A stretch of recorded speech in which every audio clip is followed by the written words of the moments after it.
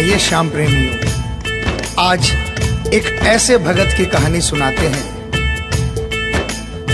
जो अपने व्यापार में इतना लीन था कि उसे दिन दुनिया की कोई खबर नहीं थी। उसे सिर्फ पैसा पैसा और सिर्फ पैसे के बारे में चिंता थी। उसके घर वाले, उसके परिवार वाले सारे परेशान थे कि सेठ कभी कहीं नहीं जाता, सुबह से लेकर रात तक हर समय पैसे में ही लिपटा रहता है।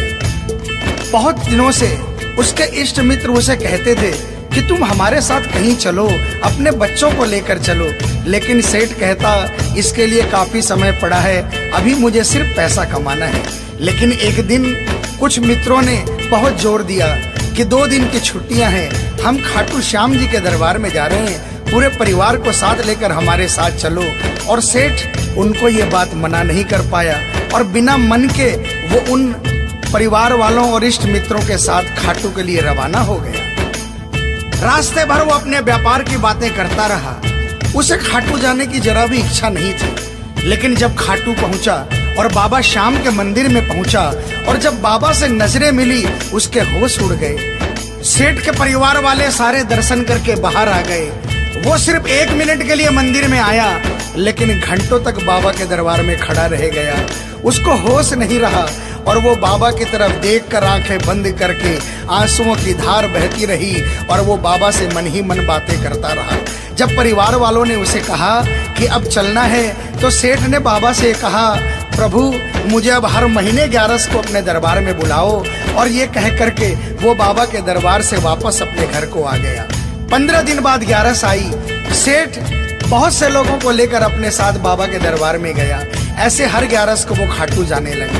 लेकिन एक दिन जैसे ही वो सुबह 11 को घर से निकलने लगा, मुनीम ने कहा, सेठ जी कहाँ जा रहे हो? सेठ ने कहा, अरे मुनीम तुझे पता नहीं, आज 11 है, मुझे खाटू धाम जाना है।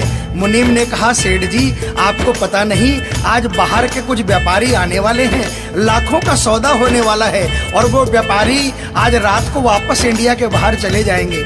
आपके पास तो मौका है, आप 11 की जगह मावस को खाटू चले जाना। सेठ के मन में ये आया कि हाँ, इसमें क्या फर्क पड़ता है, आज यहाँ व्यापार कर लेता हूँ, सौदा कर लेता हूँ, मैं खाटू मावस को चला जाऊंगा। और सेठ उस दिन खाटू नहीं जा पाया। 11 निकल गई, मावस आई, मावस को फिर कोई व्यापारी आ गया। उसके बाद फिर पूर्णिमा आई, फिर कोई व्यापारी आ गया और इसी तरह सेठ व्यापार में फिर उलझ गया। एक दिन रात को सेठ सोया तो उसके नींदों में उसे ऐसा आभास हुआ कि उसे कोई आवाज आ रही है और उसने बड़े ध्यान से सुना। उसे लगा खाटू वाले श्याम बाबा उसे कह रहे हैं, वाह रे सेठ, मैंने तो सोचा था कि मेरे दरबार में कोई बहुत बड़ा भूला भटका भगत आया है, लेकिन मुझे क्या पता था कि कोई भगत नहीं, एक सौदागर आया है और मुझसे सौदा करके चला गया। आज तू अपने घर में, अपने व्यापार में खूब खुश है, तू वहीं पर खुश रहे। और ऐसा कहकर वो आवाज बंद हो गई। सेठ की आंखें खुली, उसके मन में ग्लानि हो गई। उसने सोचा कि मैं आज ही खाटू धाम जाऊंगा और वो जैसे ही खाटू के लिए निकला, रास्ते में एक्सीडेंट हो गया। सेठ की दोनों टांगे रह गई। अब सेठ अपने पैरों पर खड़ा नहीं हो पाया और उसके मन की मन में ही रह गई। सेठ बहुत तड़पता रहा।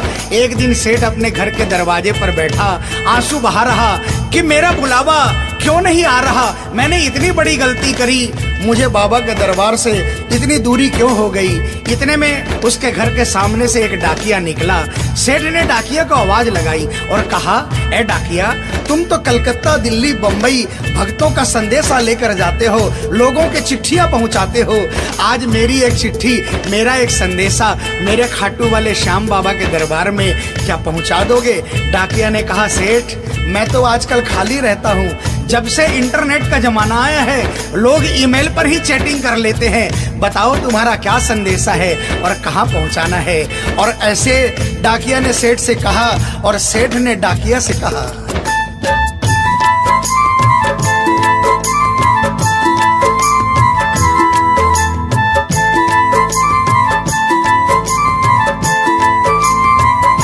डाकिया जा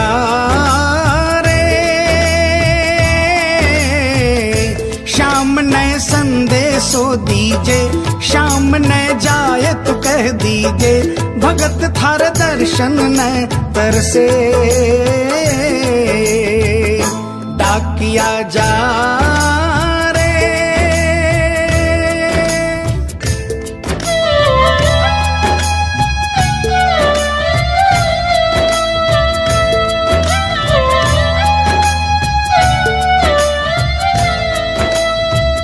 डाकिया ने कहा, सेठ आपका संदेशा तो मैं पहुंचा दूंगा, लेकिन मुझे ये तो बताओ कि आपका संदेशा पहुंचाना क्या है।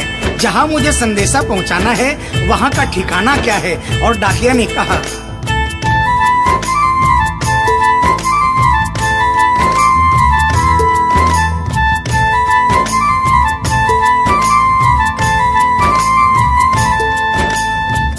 कौन से गांव थारो शाम बस्यो है, इतनो माने बता दे सेवक रे।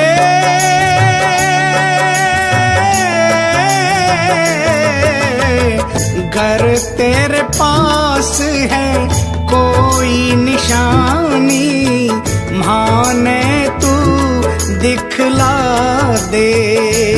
कैया जानूंगा पहचान, मैं हूँ छोरो अनजान। कैया जानूंगा पहचान, मैं हूँ छोरो अनजान। कैया शाम शु होसी मिलन, डाकिया जा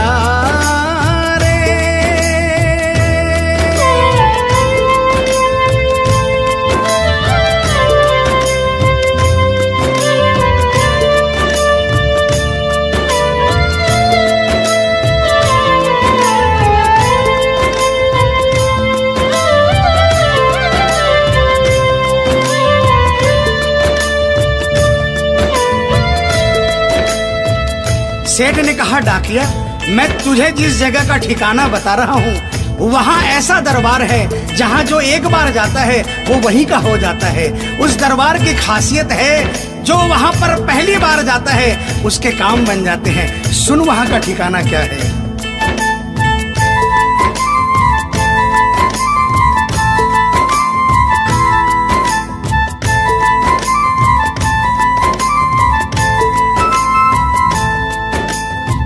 खाटू में है श्याम जी को मंदिर, शिखर ध्वजा लहरावे। डाकिया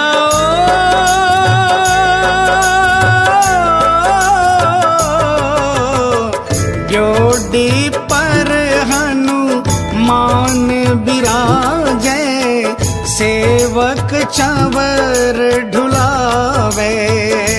बाके नौबत बाजे द्वार, गूंजे हरदम जय जयकार। बाके नौबत बाजे द्वार, गूंजे हरदम जय जयकार। सज धज बैठो है श्याम सजन, डाकिया जा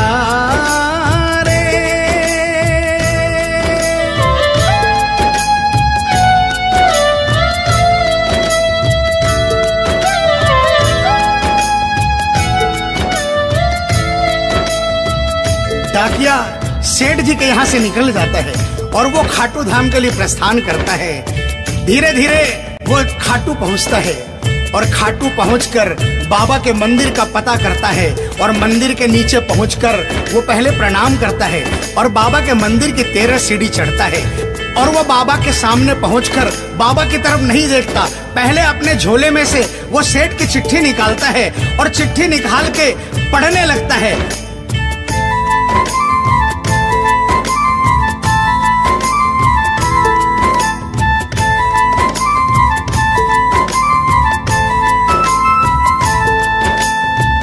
पहुँच गयो दरबार श्याम के, बोलन लाग्यो संदेशो। बाबा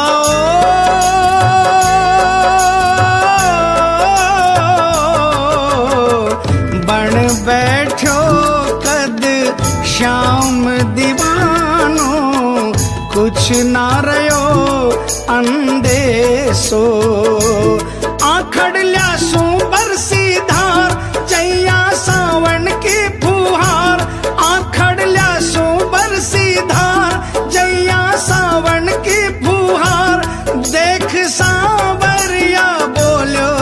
प्रिय वचन डाकिया जा रे।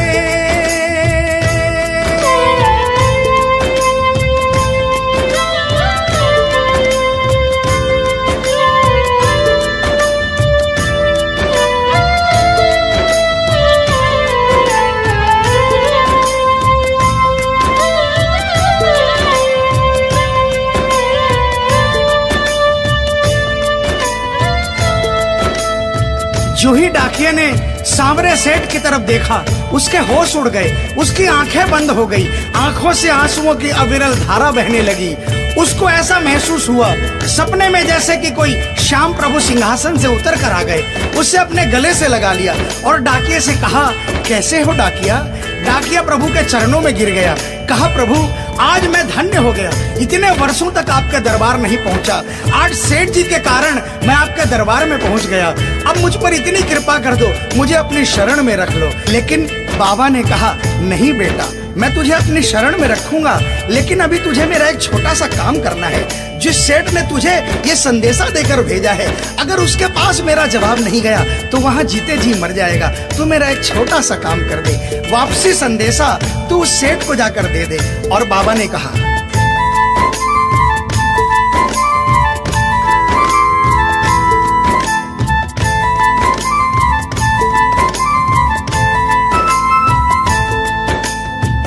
कह दीजिए तू जाए सेवक ने तेरो बुलावो आसी।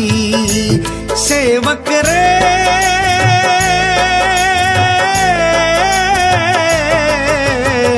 सबकी आस पुराऊं तो तू कैया रह पासी।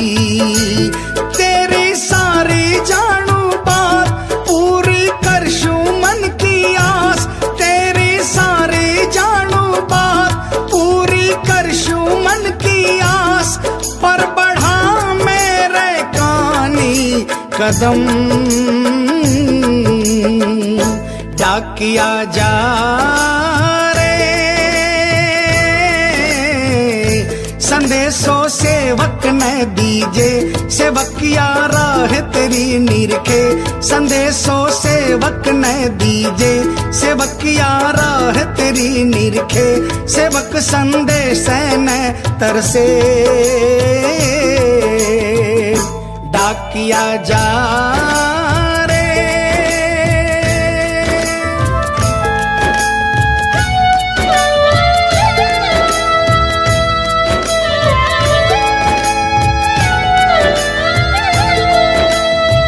डाकिया श्याम प्रभु के चरणों में प्रणाम करके वापस निकलता है और वो आधी रात को ही सेठ के शहर में आ जाता है।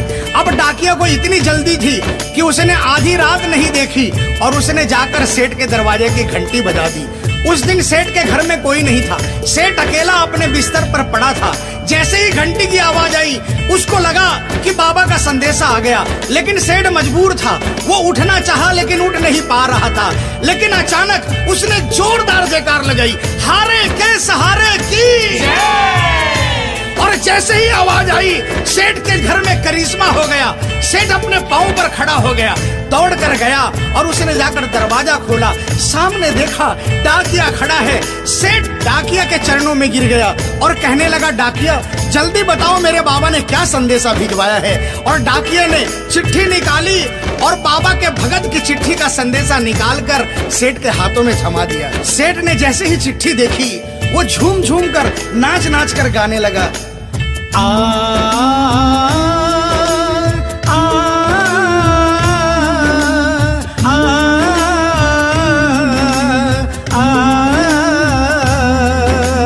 आ चिट्ठी आई है, चिट्ठी आई है, चिट्ठी आई है, चिट्ठी आई है, चिट्ठी आई है, खाटू से चिट्ठी आई है। बड़े दिनों के बाद मेरे श्याम धनी को आज, और बड़े दिनों के बाद मेरे श्याम धनी को आज भगत की याद सताई है। चिट्ठी आई है चिट्ठी आई है, ओ चिट्ठी आई है चिट्ठी आई है। सेठ ने वो चिट्ठी वापस डाकिये को थमा दी और कहा, डाकिया आप तो स्वयं बाबा से मिलकर आए हो, इसलिए बाबा का संदेशा अपने मुखारबिंद से मुझे सुनाओ।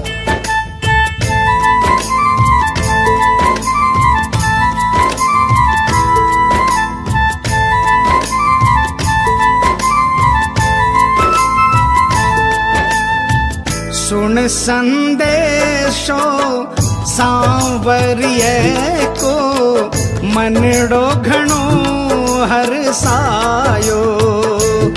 बाबा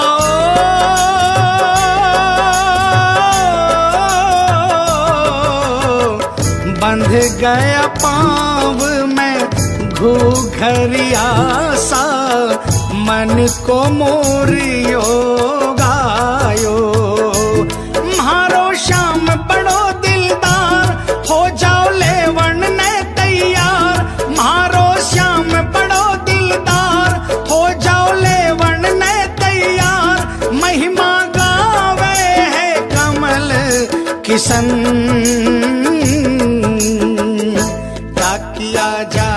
आप सभी श्याम प्रेमियों से जो कभी खाटू नहीं गए, जिन्होंने बाबा का नाम सुना है और जिन्होंने नहीं सुना, उन सबसे निवेदन, जो कभी खाटू नहीं गए वो एक बार हमारे बाबा श्याम के दरबार में पहुंचिए। ये वो दरबार है जहां हारे हुए को जीत मिलती है, जहां लोग हार कर आते हैं लेकिन हार कर वापस नहीं जाते, जहां हर हारे का सहारा होता है। चाहे कैसा भी कोई क्यों ना आता हो, बाबा श्याम हर आने वाले को गले लगाता है, उसको काम पूर्ण करता है और उसे खुशहाल करके अपने घर को भेजता है। बोल खाटू नरेश की, बोल हारे के सहारे की।